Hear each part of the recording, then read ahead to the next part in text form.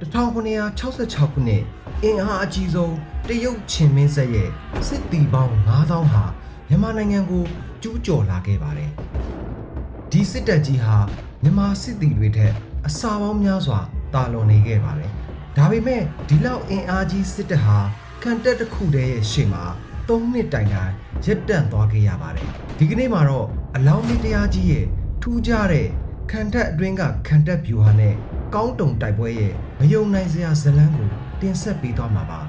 အရင်ဆုံးဗီဒီယိုလေးမစခင်ကျွန်တော်တို့ရဲ့တူတာ Office Facebook Page နဲ့ YouTube Channel တို့ကို Follow နဲ့ Subscribe လုပ်ခဲ့ဖို့တောင်းဆိုလိုက်ပါရစေဒီဗျူဟာရဲ့မူလအစဟာ1952ခုနှစ်ကဟန်တာဝတီဘရင်နိုင်ငံကိုသိမ်းပိုက်ခဲ့တဲ့ကုန်းပေါင်မင်းဆက်စတင်ခဲ့သူအလောင်းမတရားကြီးစီကစခဲ့တာပါမွန်တို့ရဲ့လက်နက်ကြီးတွေကိုခံနိုင်ရရှိဖို့သူဟာထူးခြားတဲ့လက်နက်တစ်ခုကိုတီထွင်ခဲ့ပါတယ်။အုံးနဲ့စွန်ပလွန်ပင်စီတွေကိုစီပြီးခံတပ်တွေကိုတိဆောက်ခဲ့ပါတယ်။ဒီတပ်သားတွေဟာကြီးစံတွေကိုစုပ်ယူနိုင်စွမ်းရှိပါတယ်။ဒါပေမဲ့ဒီဗျူဟာရဲ့အဓိကလှည့်ကွက်ကခံတပ်တစ်ခုတည်းမဟုတ်ပါဘူး။ခံတပ်အတွင်းကခံတပ်ဆိုတာဟာခံတပ်တစ်ခုပြီးတစ်ခုအလွှာလိုက်ဆောက်လုပ်ထားတဲ့နည်းဗျူဟာပါ။ပထမအလွှာမှာခြုံတက်တဲ့ဝါရှော်တွေကိုစီထားပါတယ်ဒုတိယအလွှာမှာ9ပေ10ပေမြင့်တဲ့တစ်သားခံတပ်တစ်ခုကိုတိဆောက်ထားပြီးတော့တတိယအလွှာမှာတော့ရေမြောင်းတွေတူးထားပါတယ်စတုထအလွှာမှာတော့ပေ20ရှည်တဲ့တစ်လုံးကြီးတွေကိုအလျားလိုက်စီကရှုံးနဲ့ရန်သူတွေဟာအပြင်ဆုံးခံတပ်ကိုဖြိုဖျက်နိုင်ရင်တော့နောက်ထပ်ခံတပ်တစ်ခုပေါ်ပေါက်လာပါတယ်ဒါဟာခေတ်မီစစ်ပညာမှာ Defense in Depth လို့ခေါ်တဲ့ဗျူဟာရဲ့ရှေ့ပြေးပုံစံပါပဲ1966ခုနှစ်အလောင်းမင်းတရားကြီးနေရွာစံပြီးတဲ့နောက်ပိုင်းမှာတော့တားတော်စင်ဖြူရှင်မင်းလက်ထက်မှာတရုတ်ချင်းမင်းဆက်ရဲ့ဧကရစ်ချင်းလုံကမြန်မာနိုင်ငံကိုစစ်ကြေညာခဲ့ပါတယ်ဒီစစ်ပွဲဟာအာရှအလယ်ခေတ်ရဲ့အင်အားအကြီးဆုံးစစ်ပွဲကြီးတစ်ခုလည်းဖြစ်ပါတယ်ဒီတိုက်ပွဲမှာမြန်မာဘက်ကတာဝန်ယူရတဲ့ဗိုလ်ချုပ်ကတော့ဗလာမင်းထင်ပဲဖြစ်ပါတယ်ဗလာမင်းထင်ဟာအလောင်းမင်းတရားကြီးလက်ထက်ကလေးကရွေးချယ်ခံခဲ့ရတဲ့တမူကောင်း68ယောက်ထဲကတစ်ယောက်ပဲဖြစ်ပါတယ်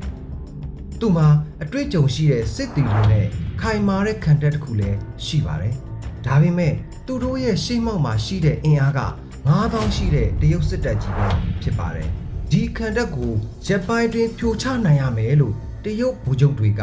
အားလုံးယုံကြည်နေကြပါတယ်။ဒါပေမဲ့သူတို့မသိလိုက်တာကဒီခံတပ်ဟာတာမန်ရိုးရိုးခံတပ်မဟုတ်ဘူးဆိုတာပါပဲတရုတ်စစ်သည်တွေဟာပထမဆုံးအကြိမ်တိုက်ခိုက်ပြီးတော့ဝါရှော်တွေကိုရှင်းလင်းရင်းစစ်သည်တွေဒဏ်ရာရတယ်ဒါပေမဲ့ပထမခံတပ်ကိုဖြိုဖျက်ပြီးမှသူတို့ရဲ့ရှေ့မှာဒုတိယခံတပ်တစ်ခုရှိနေပြန်ပါတယ်နောက်ထပ်ဒုတိယခံတပ်ကိုဖြိုဖျက်ပြီးသွားတဲ့အချိန်မှာလဲတတိယခံတပ်ကရှိနေခဲ့ပြန်ပါသေးတယ်အဲ့ဒီမှာတရုတ်စစ်သည်တွေတီးလိုက်ရတာကဒီခံတပ်ဟာပြင်ပခံတပ်တစ်ခုတည်းမဟုတ်ပဲခံတပ်တွေတစ်ခုပြီးတစ်ခုအတွင်းထဲမှာဇက်တိုက်ရှိနေတယ်ဆိုတာပါပဲဗလာမင်းထင်ရဲ့စစ်သည်တွေဟာအပြင်ခံတပ်တစ်ခုပြီးတစ်ခုကိုစွန့်ခွာပြီးတော့နောက်ဆုံးခံတပ်ကိုခိုင်မာတင်းကျပ်စွာကာကွယ်နိုင်ခဲ့ပါတယ်တရုတ်စစ်သည်တွေဟာလည်းခံတပ်တစ်ခုကိုဖြုတ်ချဖို့အတွက်စစ်သည်တွေအများအပြားဆုံးရှုံးခဲ့ရပါတယ်ဒီလိုနဲ့တစ်လနှစ်လတစ်နှစ်တရုတ်စစ်သည်တွေဟာနောက်ထပ်အင်အားဖြည့်တင်းဆေးလွှတ်မှုတွေထပ်ပြီးတော့ပြုလုပ်ခဲ့ပါသေးတယ်1968ခုနှစ်မှာစစ်သည်ပေါင်း9000ကျော်ထပ်မံရောက်ရှိလာခဲ့ပါတယ်ဒါပေမဲ့ကောင်းတုံခံတပ်ဟာလုံးဝမကြိုးမနေခဲ့ပါဘူးဗလာမင်းထင်ဟာအလောင်းမင်းတရားကြီးရဲ့ဗျူဟာကိုပြည့်စုံစွာကျင့်သုံးနိုင်ခဲ့ပြီးတော့ခံတပ်အပြင်ဘက်ကကြေးရွာတွေကိုမိရှို့ပစ်တယ်ရေတွင်းတွေကိုဖျက်ဆီးပစ်ပြီးတော့တရုတ်စစ်သည်တွေဟာအစားအစာနဲ့ရေကိုရှာဖွေမရအောင်ပြုလုပ်နိုင်ခဲ့ပါတယ်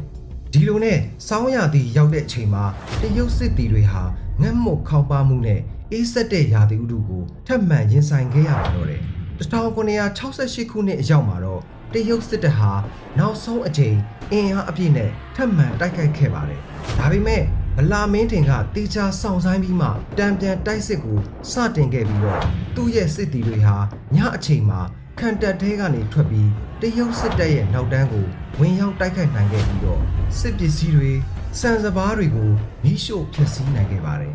ဒီလိုနဲ့1969ခုနှစ်အရောက်မှာတော့3နှစ်တိုင်တိုင်ခုခံခဲ့ပြီးတရုတ်စစ်တပ်ဟာ လက်နက်ချပြီးတော့ဆုတ်ခွာသွားခဲ့ရပါတော့တယ်။ကောင်းတုံတိုက်ပွဲဟာအင်အားနည်းတဲ့စစ်တပ်ဖြစ်ပေမဲ့နီးပြူဟာကောင်းရင်အင်အားကြီးတဲ့စစ်တပ်ကိုအနိုင်ယူနိုင်တယ်ဆိုတဲ့သက်သေတစ်ခုကိုပြခဲ့တာပဲဖြစ်ပါတယ်။ဒီတိုက်ပွဲဟာမြမစီရီသမိုင်းမှာအရေးပါဆုံးအောင်ပွဲတစ်ခုဖြစ်ရက်တည်နိုင်ခဲ့ပါတော့တယ်။ဒီလိုနဲ့ဗလာမင်းထင်ဟာကောင်းတုံခန့်တက်ကို3နှစ်တိုင်တိုင်ကာကွယ်နိုင်ခဲ့တဲ့အတွက်မြမစီရီသမိုင်းမှာထင်ရှားတဲ့ဗိုလ်ချုပ်တူဖြစ်လာခဲ့ပါတော့တယ်။အခုလိုနောက်ထပ်စိတ်ဝင်စားစရာကောင်း